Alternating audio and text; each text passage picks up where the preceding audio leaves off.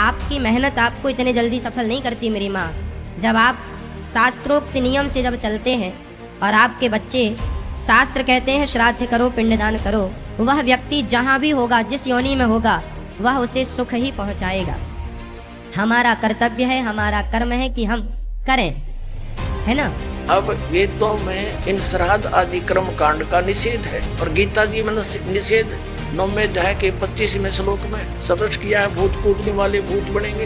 ये देखिए श्रीमद् गीता प्रेस गोरखपुर से प्रकाशित है, जयदयाल गोविंद का इसके अनुवाद अध्याय नंबर 9 का। ये है अध्याय नंबर 9 श्रीमद् भगवद गीता श्लोक नंबर 25। देवताओं को पूजने वाले देवताओं को प्राप्त होंगे, पितरों को पूजने वाले पितरों को प्राप्त होते हैं और भूतों को पूजने वाले भूतों को प्राप्त होते हैं और मेरा पूजन करने वाले मुझको ही प्राप्त होते हैं। अब ये श्राद्ध कितना आगे फिर अब आपको दिखाते हैं झलक पुराणों में क्या लिखा। एक मार्कंडेय पुराण है, मार्कंडेय पुराण। ये गीता प्रेस गोरखपुर से प्रकाशित है। गीता प्रेस गोरखपुर, गीता प्रेस 242 पृष्ठ पे संक्षिप्त मार्कंडेय पुराण, बच्चे मुनि की उत्पत्ति कथा। मार्कंडेय जी कहते हैं कि ब्राह्मण पूर्व काल की बात है, प्रजापति रुचि ममता और अहंकार से रहित इस पृथ्वी पर विचरते थे।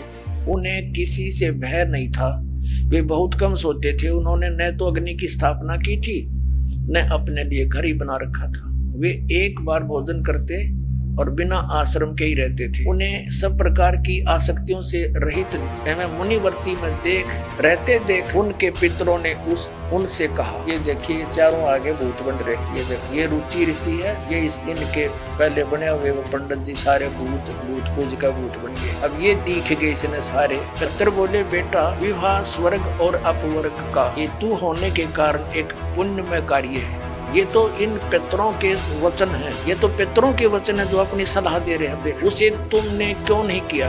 ग्रस्त पुरुष समस्त देवताओं, पितरों, ऋषियों और अतिथियों की पूजा करके पुण्य में लोगों को प्राप्त करता है। वह सभा के उच्चारण से देवताओं को, शब्दा शब्द से पितरों को तथा अन्न दान, बलि, वैष्णदेव आदि से भूत आदि प्राणियों एवं अतिथियों को उनका भाग समर्पित करता है। बेटा हम ऐसा मानते हैं कि ग्रस्त आश्रम को स्वीकार न करने पर तुम्हें इस जीवन में कलेश पर कलेश उठाना पड़ेगा तथा मृत्यु के बाद और दूसरे जन्म में भी कलेश ही भोगना। रुचि ने कहा, पितरगण परिग्रह मात्र ही अत्यंत दुख एवं पाप का कारण होता है तथा उसे मनुष्य की अधोगति होती है, उससे मनुष्य की अधोगति होती है। यही सोचकर मैंने पहले क्षत्रिय संग्रह नहीं किया। अब यहाँ पितर बोले, बेटा जितेंद्रिय होकर आत्मा का प्रक्षालन करना उचित है, किंतु तुम जिस मार्ग पर चल रहे हो वह मोक्ष मार्ग है। बता, इसने तो घटिया मान रहे मोक्ष मार्ग में कि तुम जो कर्म कर रहे हो जिस मार्ग पर चले तो मोक्ष मार्ग है।